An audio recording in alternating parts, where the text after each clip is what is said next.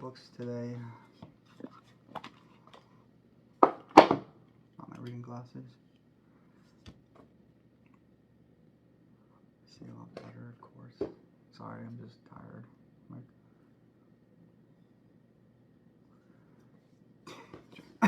Just wanted to show off some books.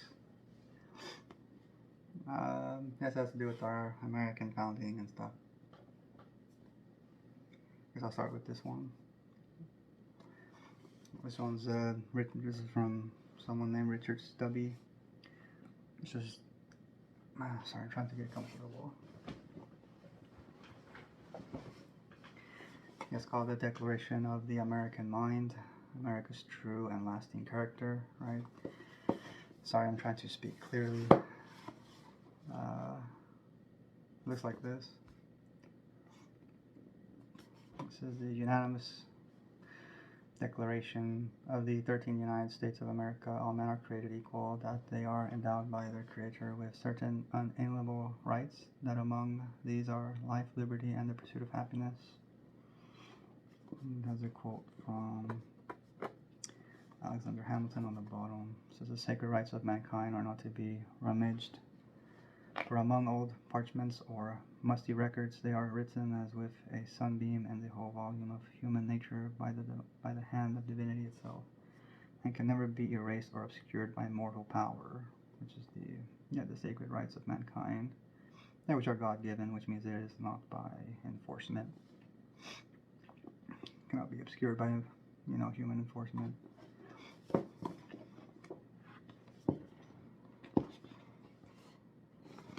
Contents. Fullness of time for America. The Declaration of Independence is the American mind. The Constitution frames the vision of the American mind. The Bill of Rights clarifies the American mind. Thinking with the American mind. Living the American mind. Digging deeper into the nature of rights. The First Amendment, Second Amendment, the Fourth and Fifth Amendment, the 10th and 14th Amendments. Appendix. In the appendix, this is the fullness of time, the advent of Jesus Christ, the Christian's relationship to government, left, center, right, framing political philosophies, the cause of revolution, who Christians are in Christ.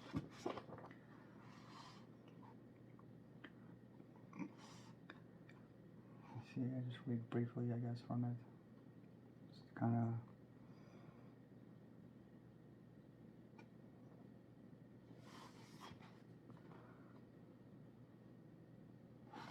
Because I picked it up, like it didn't have any, I don't think it had any reviews, but it accounts for like a providential understanding of the country. So probably just read it later, but if you're interested in that, you can pick it up. But then I'll set it down. Here it is. And then this one about these two. It's about Thomas Jefferson, and they're both, I think they lean towards Christian, right? Christian understanding of this man. Like this one is, because I read from the reviews, right, that, these two books go together. Like, I mean, they go, I guess they touch upon different things, but, I bought them both, because this is like, one reviewer said that it is good to have, like, both of them. You get one side, it's like, the history of this, the state of Virginia, and then the religious, life of this man, Thomas Jefferson. Sworn on the Altar of God, a religious biography of Thomas Jefferson by Edwin Gustad. Looks like this. And the other one is the Statutes of, this one is the Religious Life of Thomas Jefferson by Charles B. Sanford. Does it look like that?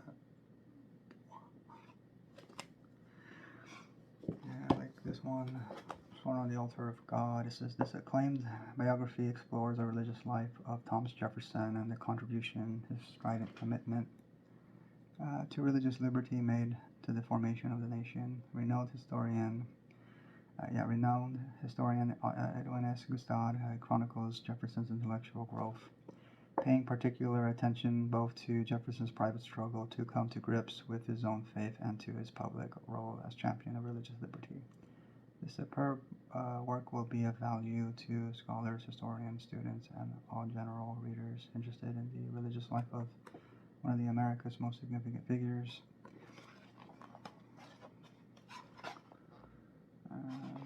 Some of the contents.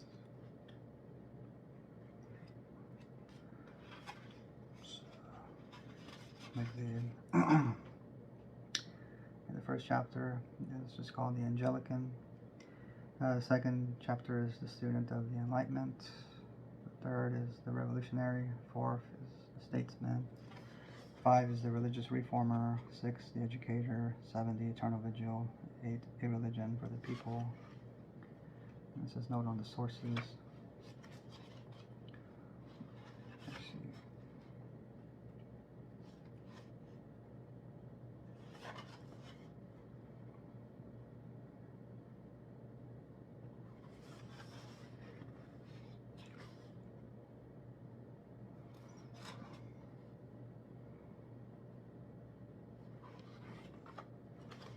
I'm sorry, I'm just exhausted.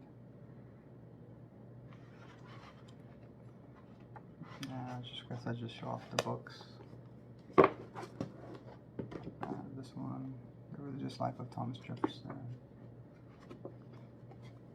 This is Thomas Jefferson as a religious person, Jefferson's religious ideas, Jefferson's religious ideas of man, the rights of man, Jefferson's religious ideas of man, man's need for religious freedom, Jefferson's religious ideas of man, the duties of man, Jefferson's religious ideas of man, the nature of man. Yeah, there's a lot of religious ideas on man, different aspects. Jefferson's religious ideas on God, and then the other one is his religious ideas of Jesus Christ.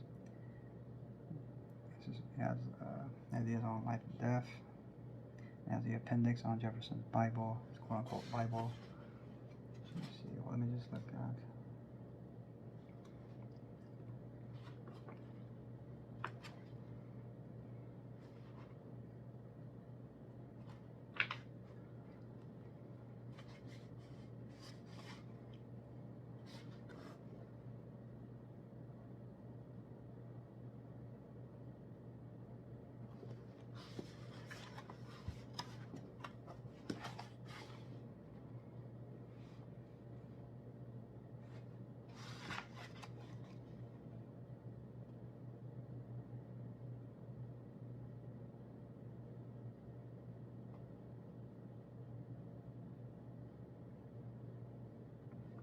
The classical moral influence on Jefferson.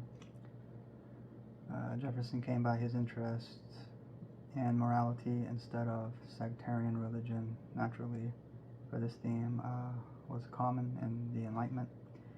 People were seeking an end to religious strife and authoritarian coercion, and a larger inspiration for political and intellectual freedom. To meet this need, the Enlightenment, especially in France and America, turned to the, quote, golden age, end quote, of Athens and Republican Rome for guidance.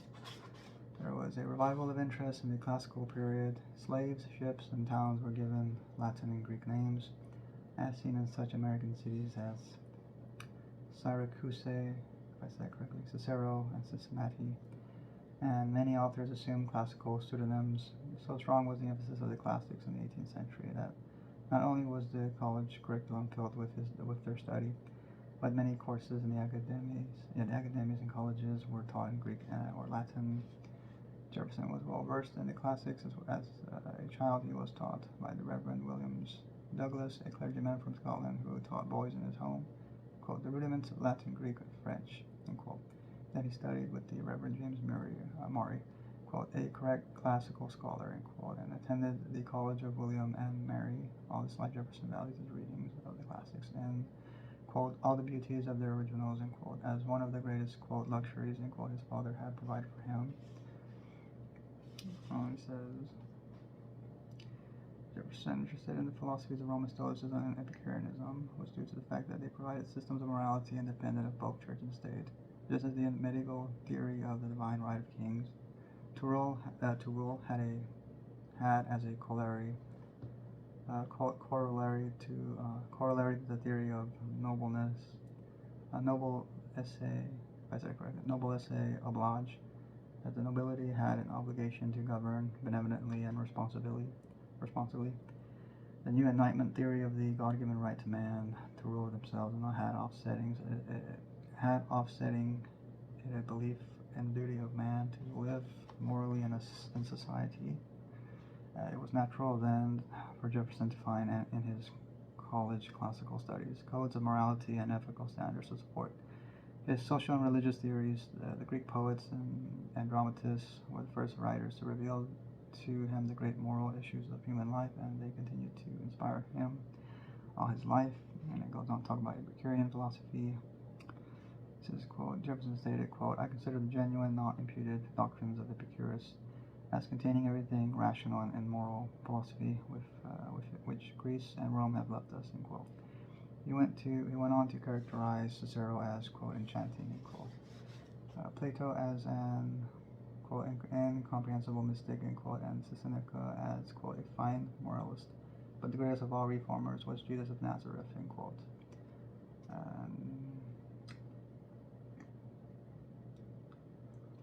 Yeah, but that's what I'm saying. Like, if a person can study Epicureanism, right, or refer to himself as Christian, like, I don't know, even though Epicureanism, right, is not Christian, right? But it's like, okay, but there's plenty, I'm sure, of church fathers studying, like, Plato and Aristotle, Stoicism, right? Like the meditations and stuff, like, I don't know, I don't think it's entirely wrong to study things that are not Christian. I mean, there's plenty of saints that have done it, but they count themselves as Christian people, right? Like, because I know Jefferson, like, counts himself as a Christian, even though traditionally he's, like, not, right? But I think he's, like, still counted himself, like, as a Unitarian, because they say that he was like a theist or something. But then it's like, yeah, but he had more in common with Unitarian Christians who deny the divinity of Jesus and the Trinity, right? Church dogmas, and have certain views about the ecclesiastical church and state or whatever. But I don't think that counts as being a theist, even when you study Epicureanism. Like, I don't think you cease to be Christian just because you find things that are wise in the non-Christian philosophers, right? The pagan philosophers or something. But anyway, this is The Culture of Disbelief by Stephen L. Carter. This is how American law and politics trivialize religious devotion. And this is religion and its place. And its place in American public and private life are a theme that has consistently remained at the center of our national debate. In recent years, many political leaders and opinion makers have come to view any religious element in public discourse as a tool of the radical right for reshaping American society. So in our zeal to keep religion from dominating our politics, we have constructed political and legal cultures that force the religiously devote to act as if their faith didn't really matter. In The Culture of Disbelief, Stephen L. Carter explains how we can preserve the vital separation of church and state while embracing rather than trivializing the faith of millions or treating religious believers with disdain.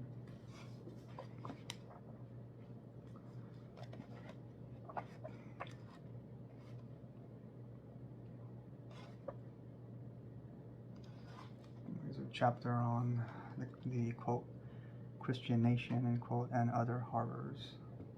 So what is it about?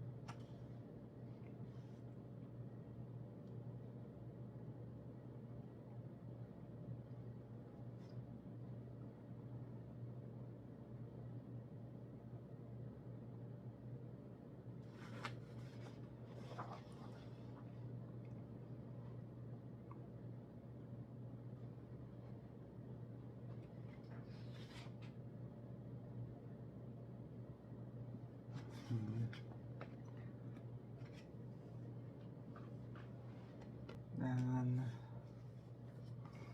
this one is The Pursuit of Happiness, and they are found in the founding era.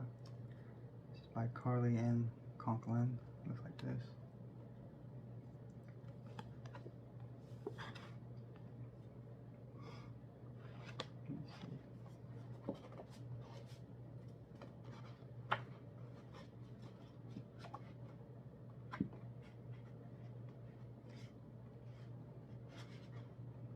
I read briefly from it. It's about, like, you know, the pursuit of happiness, like, yeah, the textual context, and how it ties into, you know, like in these chapters, like enlightenment epistemology, Anglican theology, and Scottish common sense philosophy, improvement and perfection of the common law, history, and architecture. Pursuit of happiness in the, yeah, that's in Blackstone's commentary of Laws of England, and then second part is the pursuit of happiness and Declaration. It just ties into the, you know, the Christian elements in there.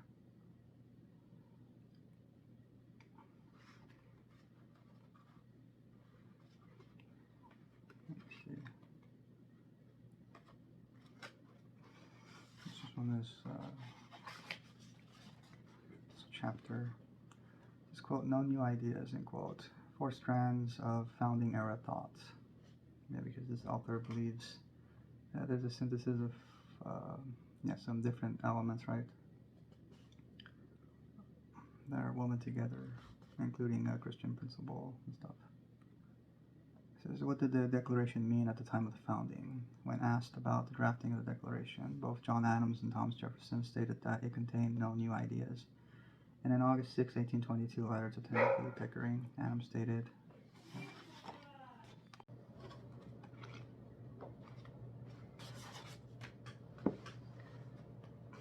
so just briefly from here. So, what did the Declaration mean at the time of the founding? When asked about the drafting of the Declaration, both John Adams and Thomas Jefferson stated that it contained no new ideas. In an August 6, 1822 letter to Timothy Pickering, Adams stated, quote, "As you justly observe, there is not an idea in it, but what had been hackneyed in Congress for 2 years before. The substance of it is contained in the Declaration of Rights and the violation of those rights in the Journals of Congress in 1774. Indeed, the essence of it is contained in a pamphlet voted and printed by the town of Boston before the first Congress met, composed by James Otis, as I suppose is one of his lucid intervals, and pruned and polished by Samuel Adams." Quote. When asked about Adams' recollection, Jefferson stated in an August 30th, 1823 letter to James Madison, says, quote, "that it contained no new ideas, that it is a commonplace compilation, its sentiments hackneyed in Congress for 2 years before, and its essence contained in Otis's pamphlet," end quote. May all be true of that. I am not to be the judge. Richard H. Lee charged it as copied from Locke's treatise on government. Otis's pamphlet I never saw, and whether I had gathered my ideas from reading or reflection, I don't know. I know only that I turned to neither book or pamphlet while writing it. I did not consider it as any part of my charge to invent new ideas altogether, and to offer no sentiment which had ever been expressed before. As discussed previously, Jefferson spoke further of the purpose of the Declaration of Independence and in the ideas it contained in a May 8, 1825 letter to Henry Lee, which is worth including in its fuller context here. He said, quote, saying, "When forced, therefore, to resort to arms for redress, an appeal to the tribunal of the world was deemed proper for our justification. This was the object of the Declaration of Independence, not to find out new principles or new arguments never before thought of, not merely to say things which had never been said before, but to place before mankind a common sense of this subject, in terms so plain and firm as to command their assent, and to justify ourselves in the independent stand we are compelled to take, neither aiming at originality of principle or sentiment, nor yet copied from any particular and previous writing, It was intended to be an expression of the American mind and to give to the expression the proper tone and spirit called for by the occasion. All its authority rests then on the harmonizing sentiments of the day, whether expressed in conversation, in letters, printed essays, or in the elementary books of public right, as Aristotle, Cicero, Locke, Sidney, and the historical documents you mentioned as in your possession ought all to be found, and I am persuaded you will find to be corroborative of the facts and principles advanced in that declaration. And then, if the declaration was not intended to assert original principles or sentiments, if it was not intended to include new ideas, but instead was an expression of common sense and the, quote, sentiments of the day, end quote, what then counted as old ideas and common sentiments at the time it was written? Four key strands of thought influenced both the writings of the Declaration and the sentiments of the founding era: English law and legal theory, the history and philosophy of classical antiquity, Christianity, and the Scottish Enlightenment's emphasis on Newtonian science. A further look at each of these key strands leads to two conclusions. First, as Carl Richard has eloquently argued, the founders did not separate these strands of thought into distinct categories, but intermingled them in what they understood to be an intellectually coherent fashion. Second, a close look reveals that each of these four strands includes a core thesis that is in harmony with Blackstone's understanding of the pursuit of happiness and the use of the phrase within the Declaration of Independence. Each of the four strands will be explored in depth below. And this book goes over these strands in this chapter.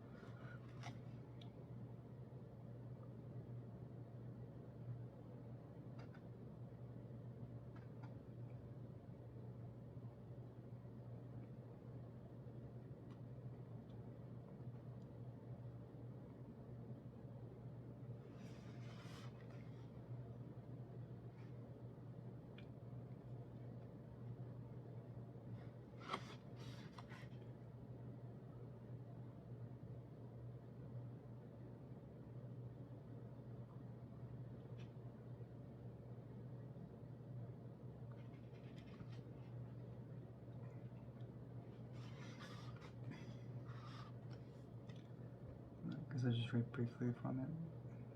In the part on the strand of Christianity.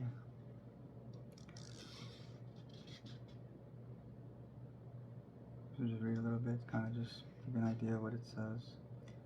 Down here, just start with that the early Christians believed that Christ was, quote, the governing power behind all things, end quote, not only in the created world, but also among mankind. Following his discussion of the principles of God made known in the created order in Romans 1, Paul proclaims that the law of God is written on the heart of man, and that man's conscience bears witness to this fact. These passages demonstrate that what Paul so eloquently proclaimed to a group of Stoic and Epicurean philosophers when he met with them in Athens. The Greek philosophers saw his words as a, quote, new teaching, end quote, but Paul proclaimed that his teachings were very old. Quote, the very thing you worship, end quote, Paul proclaimed. Quote, this is what I am going to proclaim to you, end quote. Paul then defined the Christian God in Greek philosophical and intellectual terms, making a case that what his listeners had identified as the Stoic first mover, or logos, was actually the providential Christian God.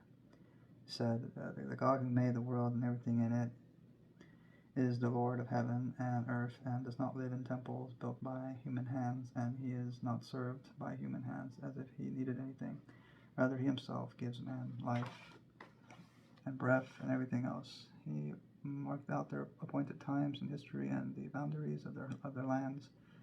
God did this so that they would seek him and perhaps reach out for him and find him, though he is not far from any of us. Quote, for in him we live and move and have our being, end quote.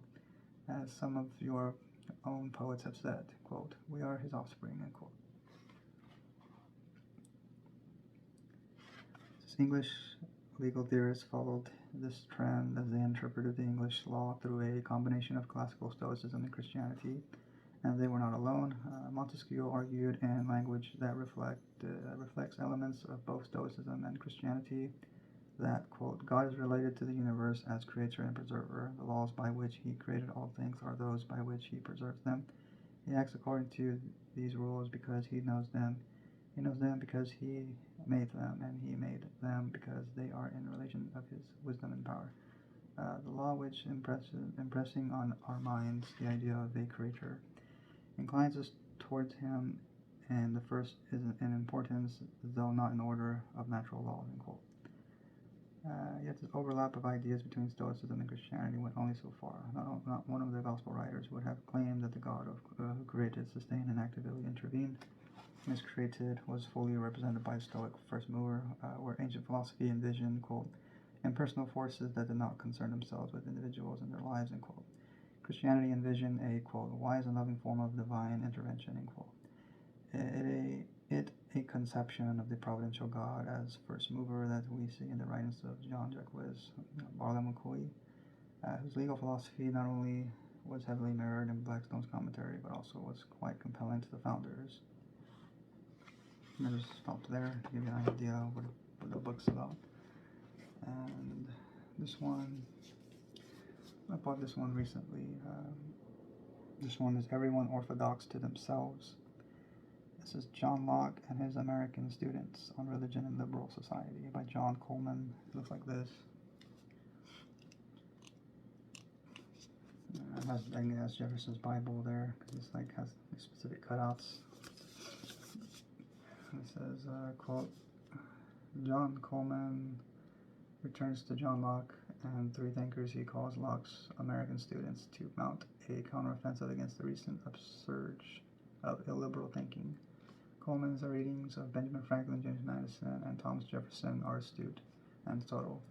His case on behalf of their positions on religious liberty and free inquiry is well informed and persuasive, end quote. That was by Michael Zuckert. And I guess I'll just read the flap to give you an idea what it's about.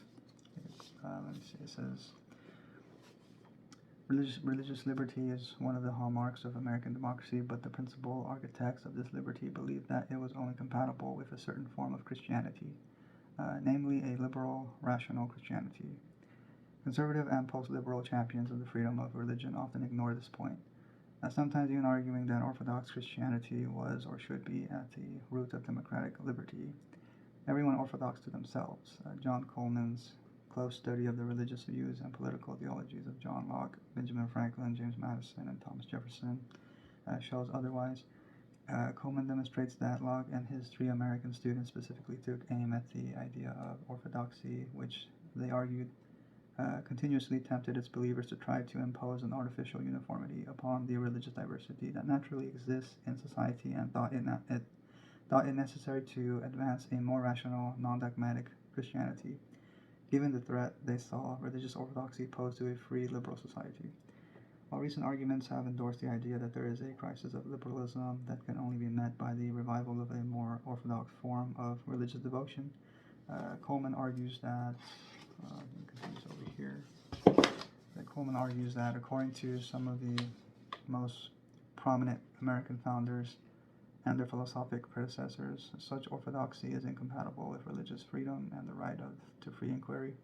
Everyone orthodox to themselves demonstrates that only a non-dogmatic, rationalist Christianity could be made a friend rather than an adversary to the inalienable right of religious liberty.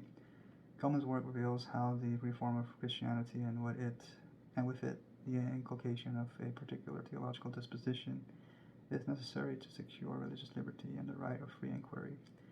The book also establishes the importance of Locke's reasonableness of Christianity for this larger argument for toleration. So it's very interesting. I haven't read it yet.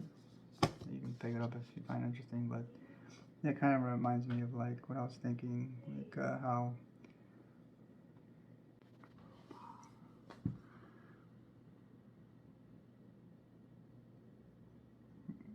sorry, I have to keep pausing and coming back, like interruptions and stuff.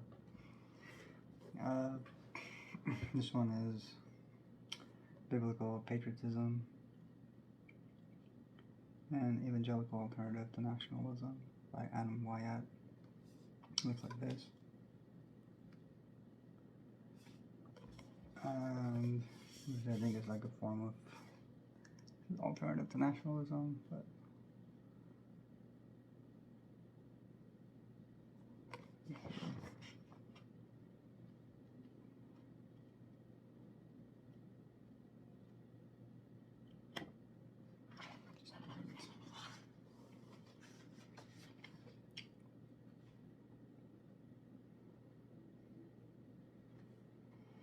this is what is patriotism.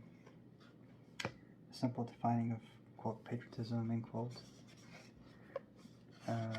is having a love of one's own country. While simple, the term, quote, patriotism, end quote, at least for many Americans, is one that is difficult to fully understand due to its connections with nationalism. And for many, patriotism cannot be divorced from nationalism, which leads to a negative view of patriotism. Many claim patriotism as a virtue because it leads a person to seek out the good for one's country. However, is loving one's country all that is needed for someone to be patriotic? Further, what does it take for someone to truly love his country? For some, patriotism implies the love of one's country, but for countless others, it implies something much more significant. For others, nationalism is often connected in terms of racism, ethnocentrism, and bigotry, and as a result, is not virtuous.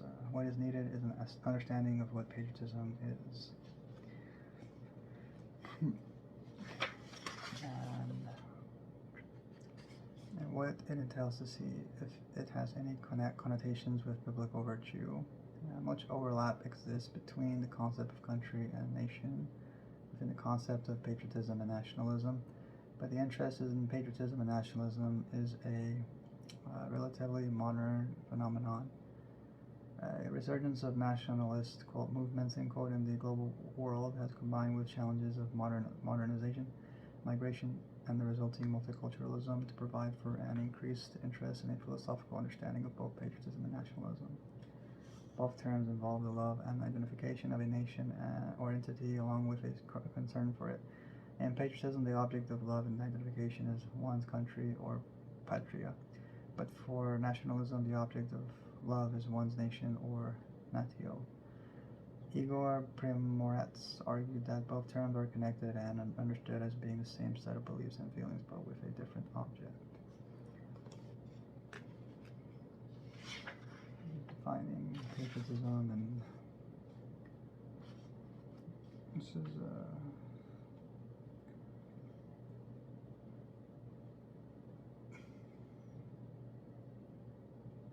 however, it says, a further question exists: is patriotism something that a, quote, Christian, end quote, should possess? And if so, to what end? For many, being a faithful Christian is associated with being patriotic. For a long time, patriotism was a neglected topic in the academy and major philosophic writings. As already stated, there is a connection of patriotism to nationalism, which is a significant reason for the academy's lack of interest or desire in looking at nationalism. Despite patriotism's significance to the pantheon of political philosophy, it remains a broadly challenged concept due to the misunderstandings of its connection to nationalism. This misunderstanding stems from a highly generalized understanding of nationalism and its connections to national pride. American patriotism seems a simple matter, however, as Wilfred McClay posits, quote, it is simple only until one actually starts to think about it, inquire about its sources, and investigate its manifestations, end quote. And patriotism and its contemporary scope, along with its connections to nationalism, is a political philosophy that makes many people uncomfortable. Regardless of the seemingly implied connections to nationalism, patriotism is a worthy topic of academic study. Further, the misunderstanding of the topic is not a reason to be reluctant in pursuing academic knowledge in this field. Instead, this misunderstanding of the topic makes it clear that there is a need to research. To that end, Daniel Holst argues the Academy has, quote, scholarly hostility, end quote, towards the topic of patriotism because of the Academy has an, quote, incomplete analysis, end quote, of what patriotism truly is. This modern and complete analysis is a result of several contemporary issues. It just talks about the historical underpinnings of American patriotism. This talks about Puritanism, civil religion, and other things. So it looked interesting, so I bought it. And haven't read it yet. And then this other one is, I guess, on Christian nationalism. It's called Christian America: Perspectives on Our Religious Heritage. It's edited by Daryl C. Cornett and forwarded by George Marsden. Has contributors David Barton, Jonathan D. Sassy, William D. Hernand, Daryl C. Cornett. And this is Christian America presents a harsh point, counterpoint discussion about the nature of the relationship Christian faith has to American politics and culture throughout the country's existence, aiming to determine which of these four differing opinions is most appropriate.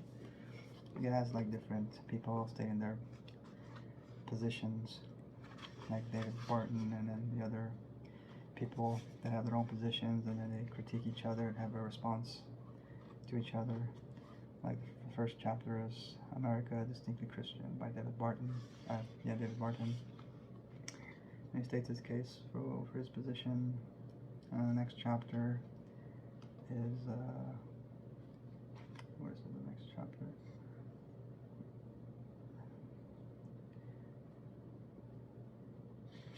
Next chapter is response to Barton by Jonathan D. Sassy, and just critiquing his position, and then the other authors critique it as well. And then in the next chapter, right, David Barton responds to Sassy, and so obviously the people being critiqued, they have a chance to defend themselves and stuff. So it's a pretty interesting book to help you understand. Like I haven't read it yet, but that's basically what it is. It's going counterpoints and stuff. State their points and then they counter each other and stuff. So it's a very informative book I read briefly from it, but I haven't finished it. It's similar to this one called God in Politics, 4 Views on the Reformation of Civil Government, Theonomy, Principled Pluralism, Christian America, National Confessionalism. It's edited by Gary Scott Smith. It's forwarded by John H. White, and it looks like this. It's a short little, small book, but it's a little thick. And the same thing, it just goes over, has different opinions, his point and counterpoint, where they state their positions and their points, and the others critique it, and then the ones that critique it state their point as well, and then it gets critiqued by the others as well. Like part 1 is on theonomy, Introduction to Theonomy. Like this is the Theonomic Position by Greg L. Bonson. The Principled Pluralist Response to Theonomy by Paul G. Scrodenbar. The Christian America Response to Theonomy by Kevin L. Clausen. The National Confessional Response to Theonomy by H.B. Harrington. And the next part is part 2, Principled Pluralism, Introduction to Principled Pluralism. This is the Principled Pluralist Position by Gordon J. Spikeman. And then this is the Theonomic Response to Principled Pluralism by Carl W. Bogue. And the Christian America Response to Pluralism, Principled Pluralism, is from T.M. Moore. And then the other National Confessional Response, the National Confessional Response to Principled Pluralism by David M. Carson. And part 3 is Christian America, gives you the introduction to that, and the person saying their position, Christian American position, Harold O.J. Brown. And then the Theonomist responds, and the Principled Pluralist responds, and the National Confessionalist responds to it. And then the other one is National Confessionalism, and then there's a lot of responses to each other. And there's the last one is Major Responses. So it kind of gives you an idea to everyone's different vision of the Christian America, or if it's a Christian nation at all, right? So I find the books very helpful to help you understand those things, which I'm still trying to understand, like theonomy, principled pluralism, and Christian nationalism, stuff like that. There's so many positions. Christian nationalism is a totally diverse group obviously they have many different Christians disagreeing on what is Christian, right? That's why it cannot really be like a single movement, to be honest. And everyone has their own ideas of the kind of Christian nation, right? That's why I usually pray to God, like what kind of Christian America, or yeah, like, because I see it like a spiritual Israel. It's like what kind of, Christian nation does God want? Because I believe in the God of Christ is the God of this republic, and so it's only logical that you would pray to the God of the republic. As far as what kind of Christian nation does he seek, right? That's why I don't really turn to people like Doug Wilson or these theocrats like Stephen Wolf. They're more concerned about blasphemy laws and stamping out heretics, and it's just ridiculous, because it's like I was reading from that book from Livy called Blasphemy. I read from it before. I made some videos on it. It just shows that how someone's so-called blasphemy, right? You think it's blasphemy, some other dogmas or blasphemy, whoever it is that you think is a blasphemer. It's like obviously it's their orthodoxy, right? That someone's blasphemy is someone's dogma or orthodox teaching, right? According to their understanding. And it's just, I would agree, it's incompatible with the American liberty. Because even John Adams, like, it's not just Jefferson, it's like John Adams as well says that it is incompatible, or the American liberty is incompatible with Catholic popery and Protestant popedom, because that represents Christian authoritarianism, like Christian theocracy and Christian monarchy. And so that is not the same thing as saying, though, that American liberty being compatible with a biblical consciousness. Like, I believe American covenantalism is the biblical consciousness of this country. That to me, it is its own unique Christian, ethos, having its own Christian heritage. And so, yeah, it would be with the Anglos and Protestant, people. And that is the ethos and heritage that it comes from. That's what defines the Christian America at the foundational level. But I see Reformation as not exclusively Protestant, but Catholic as well, because there were Catholic reformers as well before Luther. And like, at the end of the day, you want to use Reformation as a tool to be the nation that God wants you to be, right? Not really sectarian Christians. Like, liberty doesn't come from Christian churches or the state. It comes from the God of the Christians, the God of the Bible, right? So it just really comes down to interpretation, like how you interpret the Ten Commandments. Like, shall have no other gods before me, right? But loving your neighbor, but also loving your enemy. But the blasphemer is your enemy, and the blasphemer is your neighbor. How will you treat them? And so that's why, to me, I look at to see what do you really understand about what does it mean to be a holy nation. It's how you treat your neighbors and your enemies. Like, do you follow the Lord, like, according to the law of spirit? And so, I don't know. I just think that we don't need Christian authoritarianism. Like, I think God is a God that you can reason with. And certainly, God is a God of agreement, that you are bound by agreement to God. That He saved you from your oppressors, and He will be your God, and you will be His people, right?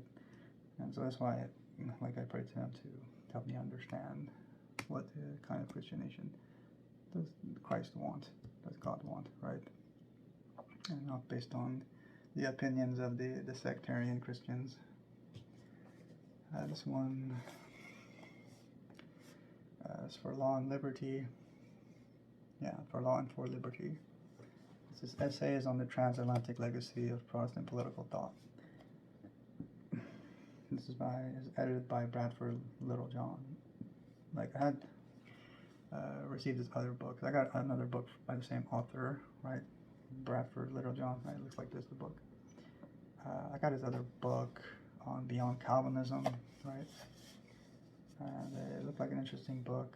I think it's free on Kindle, but I had to return it, the physical copy, because it was damaged. Like, the front cover was torn and stuff, and it was like it'd been run over or something. So I had to return it, so I couldn't show it to you. But yeah, his other book was Beyond Calvinism. This one's just, what is this about? Let me see. This is there are a few areas where the church today falls so far short of our Protestant forefathers as the field of political thought. For the Reformers, their 17th century successors, and indeed thoughtful Protestants, right, Up through the last century, the vocations of minister and magistrate may have been strictly separate, but the accomplished theologian was usually a master of jurisprudence and political philosophy as well. Many wrote classic treatments in both the fields of theology and law with a keen sense of both the distinctions of these disciplines and their unity. Today's Protestants are rarely so fortunate, with most evangelical engagements with political theology betraying a painful naivete and a profound historical myopia. Together, the essays in this volume challenge us to recognize the breadth and depth of our heritage of Protestant political wisdom and the complexity and contingency of civic life to which its principles must be artfully applied, which rules out any attempt to inscribe any particular instance of Christian politics as a model for all time. May they also provoke renewed reflection on how to faithfully apply our Protestant principles to the challenges facing our polities today. So I'm trying to find the wisdom and even in the principles of Reformation. So I see it as a useful tool to reform it away from sectarian Christianity, things like Calvinism, Catholicism, and Orthodoxy, Protestantism as well, to reform it to be more with Christ himself being the spiritual father of this country. So when I look at America being a Christian nation, obviously I look at the founders, right? The American fathers, the Bible, Christ, right? Christ himself. And those are the main things I look at when it comes to seeing the vision of the Christian nation, of the American Christian nation.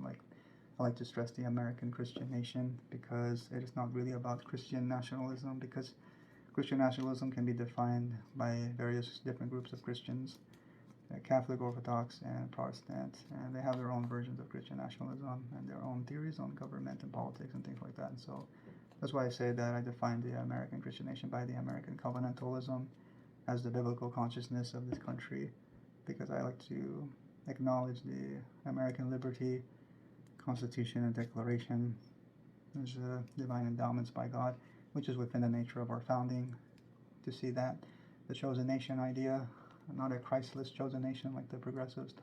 I'm talking about being a spiritual Israel for God, even an American Israel, and to understand what that means. And I don't believe it's limited to the violence of theocrats and their visions of the country, because you just look at their violence of Christian history, and you see there's plenty of antichrist religion in the traditional Christianity. But in the founders, it don't have the history. Founders don't have this history of persecuting dissenters over a religious disagreement or something, some religious opinion, which is a dogma. To me, a dogma is an opinion, because unless it is proven, it is just an opinion. That implies to the Trinity and incarnate God, Son. And so liberty of God, because I believe Christian authoritarianism is an enemy of God's liberty. That is more important to me. Christ's truth and God's liberty, right? Have the freedom to express the truth of God without fear of persecution from some Christian authoritarian or religious, fanatic who does not care about the truth of God, but cares only for the truth of his religion, which is not a truth at all, just an opinion.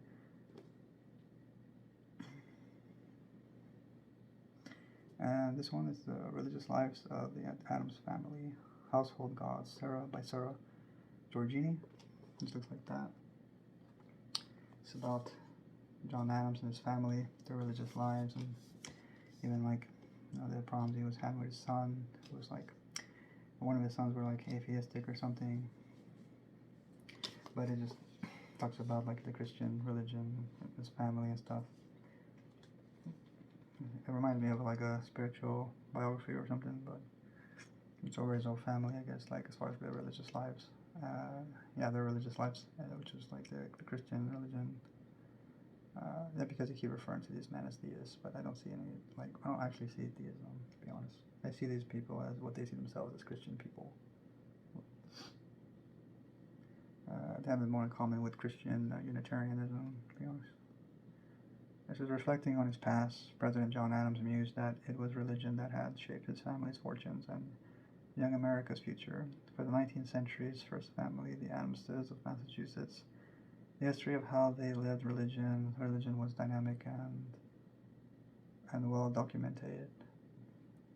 Christianity supplied the language that Abigail used to interpret husband John's political setbacks. Scripture armed their son John Quincy Adams to act as father, statesman, and anti-slavery advocate. Unitarianism gave Abigail's Victorian grandson Charles Francis the religious confidence to persevere in political battles on the Civil War home front. By contrast, his son Henry found religion hollow and repellent compared to the purity of modern science. A renewal of faith led Abigail's great-grandson Brooks, a Gilded Age critic of capitalism, to prophesy 2 world wars. Globetrotters who chronicled their religious journey extensively. The Adamses ultimately developed a cosmopolitan Christianity that blended discovery and criticisms, faith and doubt. Drawing from their rich archive, Sarah Georgini, series editor for the Papers of John Adams, demonstrates how pivotal Christianity, as the different generations understood it, was in shaping the family's decisions. Great and small, spanning 3 centuries of faith from Puritan New England to the Jazz Age household gods, tells a new story of the American religion as the Adams family lived it. Yeah, I like to look at the religious lives of these founders, just to understand, see their religious consciousness. And then this one, I don't know, this one didn't have any reviews, but it looked interesting. It's called The Opening of the Protestant Mind, How Anglo-American Protestants Embrace Religious Liberty. This is by Mark Valeri. Looks like this.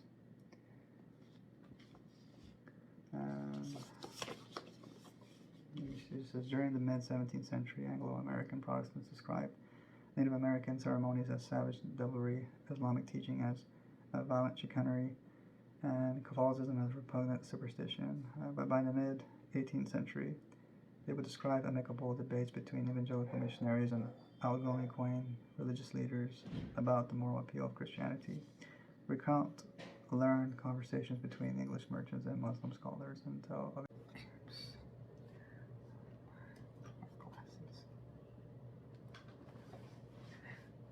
Yeah, like I was reading right from this book. Sorry, just had to step away. This is, during the mid-17th century, Anglo-American Protestants described Native American ceremonies as savage devilry, Islamic teaching as violent chicanery, and Catholicism as repugnant superstition. But by the mid-18th century, they would describe amicable debates between evangelical missionaries and Algonquin religious leaders about the moral appeal of Christianity, recount learned conversations between English merchants and Muslim scholars, and tell of encounters with hospitable and sincere priests in Catholic Canada and Europe. What explains this dramatic shift? It says, using a variety of sources, travel narratives, dictionaries, and encyclopedias of the world's religions, missionary tracts, and sermons, the opening of the Protestant mind traces a transformation in how English and colonial American Protestants describe other religions during a crucial period of English colonization of North America. After the English Revolution of 1688, and the subsequent growth of British Empire, observers began to link Britain's success to civic moral virtues, including religious toleration, rather than to any particular religious creed. Mark Valeri shows how a wide range of Protestants, including liberal Anglicans, Calvinist dissenters, theists, and evangelicals, began to see other religions not as entirely good or entirely bad, but as complex, and to evaluate them according to political criteria. In the view of these Protestants, varieties of religion then that eschewed, continued over here, that eschewed political power were laudable, while types of religion that combined priestly authority with political power were illegitimate. They also changed their evangelistic practices, jettisoning civilizing agendas in favor of reason persuasion. Valeri neither valorizes Anglo-Protestants nor condemns them. Instead, he reveals the deep ambiguities in their ideas, while showing how those ideas contain the seeds of modern religious liberty.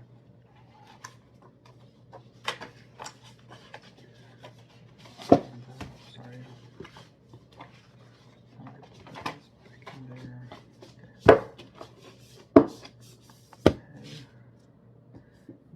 Other one, this one just is very recent. It came out recently.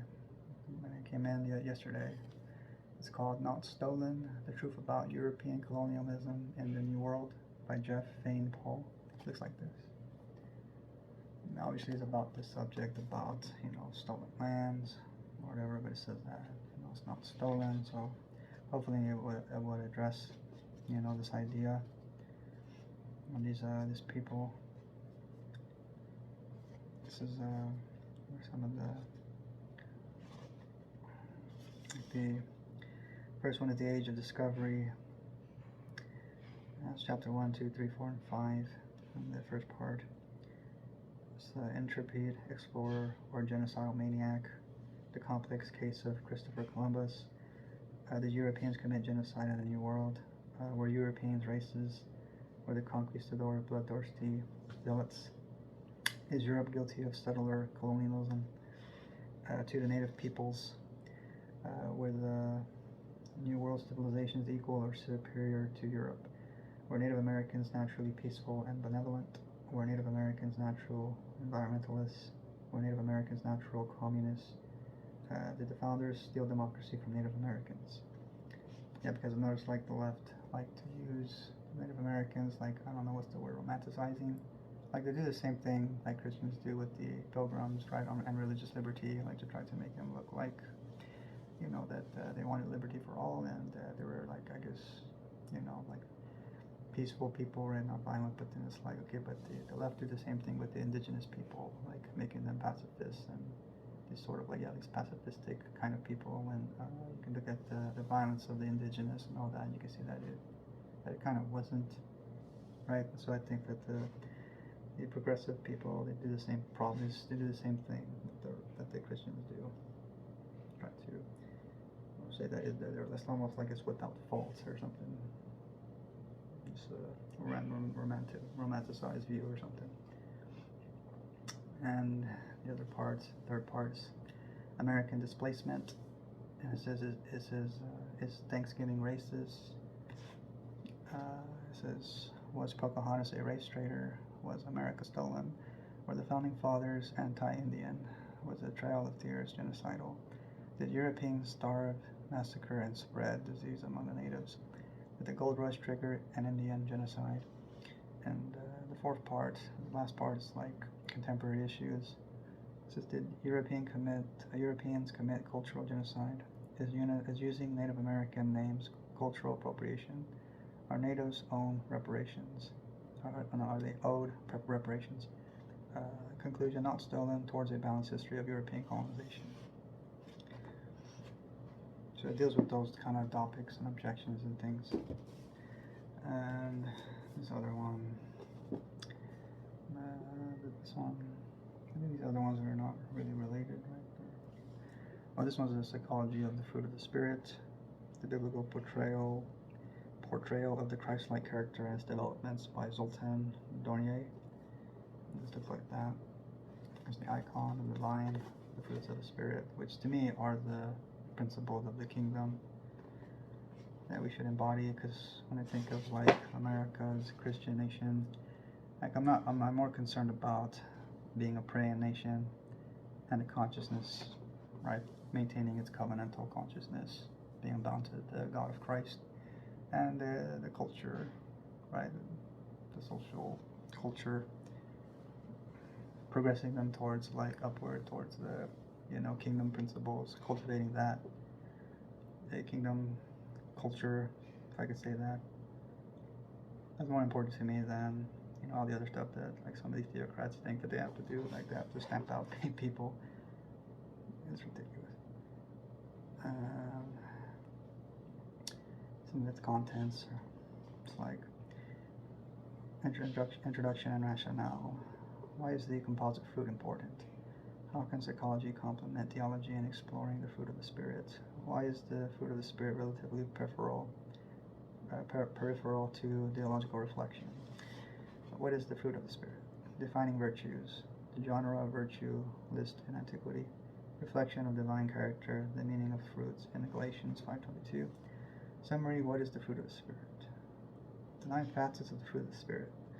Love, agape, joy, chara, peace, irene, patience, macrothemia, kindness, Christotes, goodness, agosine, faithfulness, pistis, gentleness, protis, self-control, and kratia. Summary, the fruit of the Spirit in Christian conduct.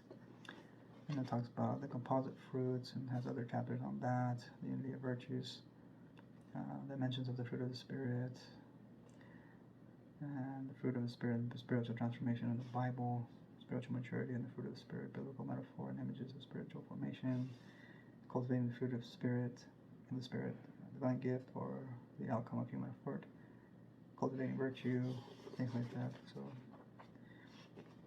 put it next to the myophodox psychology book, the patristic psychology, I think that's what it's called. We have other books that you should bring. Yeah, these other ones I just got to, I forgot to put them there. This one's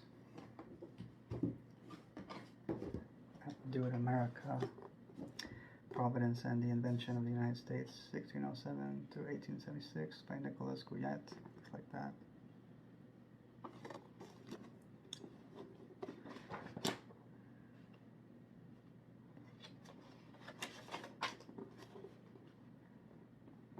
Let me see some of its chapters. Part 1, Britain, America, and the Emergence of Providential Separatism. Providence and the Problem of England in Early America. It says, opening a door, 1600 to 1640, a constant correspondence, 1640 to 1660, to rip up the womb of time, 1660 to 1700, conclusion, Magnalia Dei, and 2, empires are mortal, the origins of providential separatism, 1756 through 1775, this providential key, providence in public affairs in Hanoverian Britain, the indulgence of heaven, national identity in the 7 Years' War, a dream in a night, the discontinuities of British history, that awful goal, imperial decline and the future of America, open paths, the development of American providentialism, conclusion, people of different genius,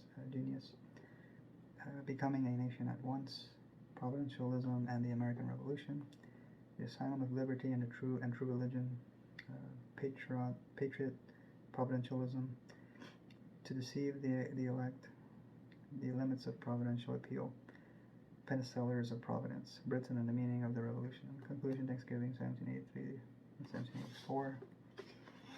This is part 2, Providence, Race, and the Limits of Revolution.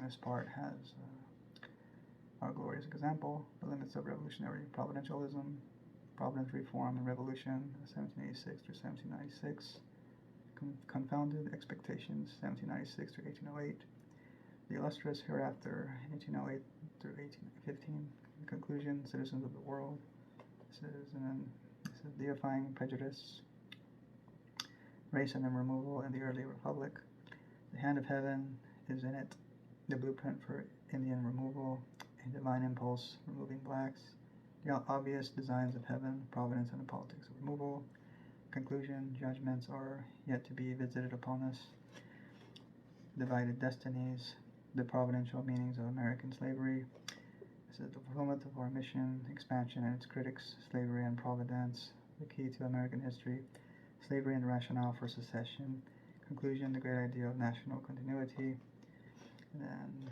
the regenerated nation, the Civil War and the price of reunion, what is to be the mission of this nation, God and the Confederacy, we will retrieve our destiny, slavery, war, and reunion, conclusion, the great deliverance. And it says William Lloyd Garrison's complaint, Providence in the New South, the sacred significance of this war, conclusion, centennial reflections. So yeah, I found this interesting, so I'll put it here. If you like it, you can pick it up. And then this other one is America's Story, A Spiritual Journey by Miles Huntley Hodges. And it's an abridged version of the 3-volume series, America, the Covenant Nation. Like I have the other ones over there. I showed them off before. Looks like this. It's a spiritual journey. It's American history. This book is summarized, is a summarized version of the 3-volume history series, America, the Covenant Nation, with the politics portion of the original series in summary form, while retaining in full the moral spiritual content of the larger series. It begins with a look at the ancient Israelites, Greeks, Romans, as well as medieval feudalism in Calvin's Geneva, and laying the moral foundations for both feudal Virginia and Puritan New England. It looks at some early spiritual wanderings and a great awakening that brought America back on course in time to fend off a British effort to end America's spirit of independence. It covers the creation of the new republic, the growing divide over slavery, and the Civil War that followed. It details the post-Civil War Industrial Revolution, the age of national imperialism, World War I, the Roaring '20s, etc., all the way up to Biden's presidency. In short, all the periods covered in a typical U.S. history. What distinguishes this work is its emphasis on the social, moral, spiritual dynamics, both at home and in American foreign policy. It focuses heavily on America's constant struggle to stay on course as a democratic Christian, quote, city on a hill, end quote, covenanted with God to serve the world as a, quote, light to the nations, end quote. America itself having to combat spiritually, the constant and very self-destructive urge of human reason to want to play God and control life through well-reasoned plans and programs, both at home and abroad. It concludes with a review of the lessons we ought to learn from our own American history, the challenges presented by America's own subculture complexity, the importance of having a higher or godly vision uniting and guiding the nation, the key role that moral leadership plays in keeping that higher vision in focus for that nation. For the nation, the importance of inspiring the world rather than trying to fix it, and the vital role America has been assigned to defend Western Christian civilization itself. But most importantly, the book emphasizes the importance of maintaining America's very special covenant relationship with God and Jesus Christ. So good. I like the American covenantalism. It is its own consciousness, like I said before.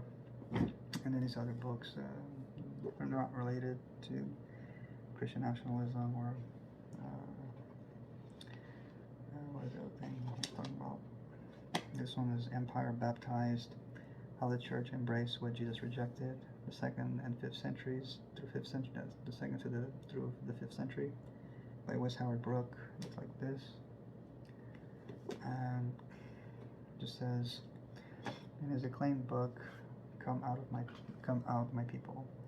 Wes Howard Brooke outlined an ambitious interpretation of the Bible as a struggle between two competing religious visions, a, quote, religion of empire, end quote, and a, quote, religion of creation, end quote, embraced by the prophets and Jesus. Here, through a study of the early church writers, he shows how Christianity, in effect, opted for the religion of empire. This was reflected not just in accommodation to the Roman Empire after Constantine, but through the spiritualization of Jesus' prophetic message. The combined influence of Greek philosophy and Roman imperial social structures shifted the emphasis from fostering egalitarian relationships and transforming the world to the goal of saving one's, quote, soul, end quote.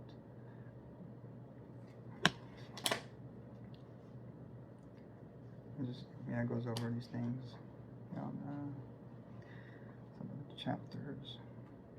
There's a lot of chapters here. This is How Should Christians Read the Hebrew Scriptures? Christianity up to and in response to the Decian persecution as an introduction, the Roman imperial context, and the, quote, religion of empire, end quote. So Alexandria and Carthage, urban laboratories for brewing, quote, Christianity, end quote.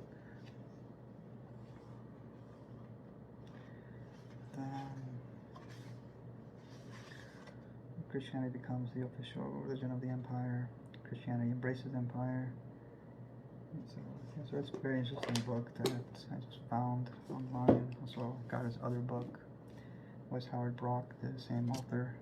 This one is Becoming Children of God, John's Gospel and Radical Discipleship. Looks like that. very basic book. It's kind of thick a little bit. Just a lot about discipleship and focus more on the kingdom and becoming children of the Most High God. And this is reading the fourth gospel, daring to encounter the Logos. And the flesh became word, the transformation of Jesus of Nazareth into the fourth gospel. This is first days of creation. Wedding at Cana. To be born of water and spirit. So a pretty thick book. But I'll read it later. And then these other ones, just put it right here. This one is God's righteousness and justice in the Old Testament. This name's kind of hard to pronounce. Jose Krasovek. Right, it looks like this. Hardcover, and it just traces the idea of God's righteousness and justice, because all the chapters are like, that's all they say, like in the Old Covenant and the books of the Old Testament. Like the introduction, the semantic field of God's righteousness in the Hebrew Bible, God's justice between punishment and forgiveness in the Hebrew Bible, literary ways of expressing God's righteousness and justice, canonical approach, law and literature. Introduction. Part 1 is dimensions of God's righteousness in acts of creation and redemption. Comparative scrutiny of the concept of justice and antiquity. It gives you all these personifications or metaphors of justice in Semitic languages, personifications or metaphors of justice in ancient Mesopotamia and Egypt, personifications or metaphors of justice in ancient Greece and Rome. It gives you a conclusion. There's the semantics of the righteousness of God in the Hebrew Bible. And it gives the righteousness of God in the book of Isaiah and its major translations. There's a vocabulary of God's righteousness in the book of Isaiah, books like chapters 1 through 39, Deuteronomy, Isaiah, chapters 40 through 48. As well, that's dealing with these other, like Isaiah chapter 49 to 55. Just the vocabulary of God's righteousness in those books, and then the other parts for righteousness of God in the book of Psalms and its major translations.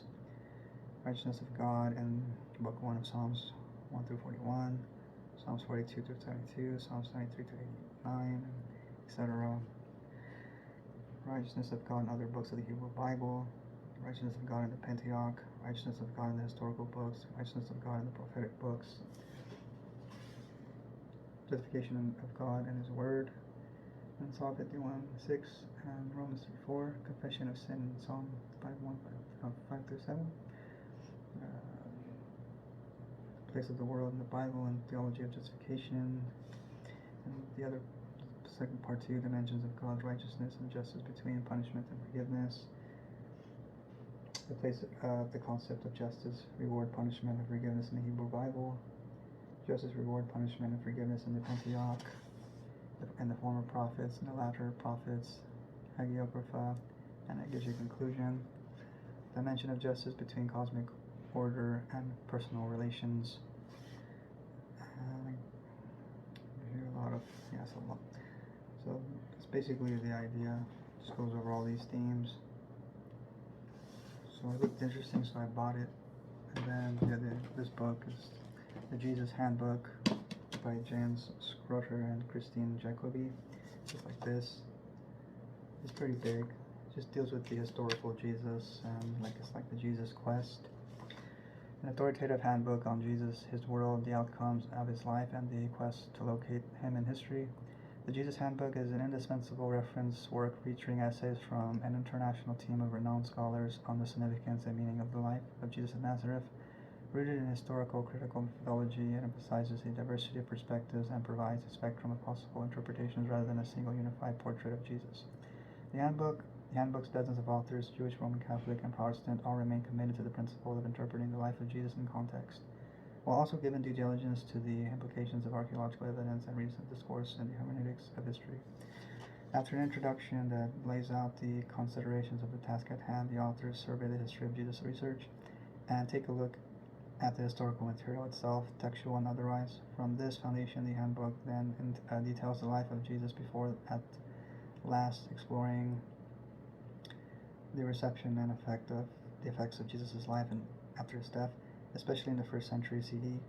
With this wealth of information available in a single volume, scholars and students of the New Testament and early Christianity, and anyone interested in the search for the historical Jesus, will return to the Jesus Handbook time and time again for its breadth and depth.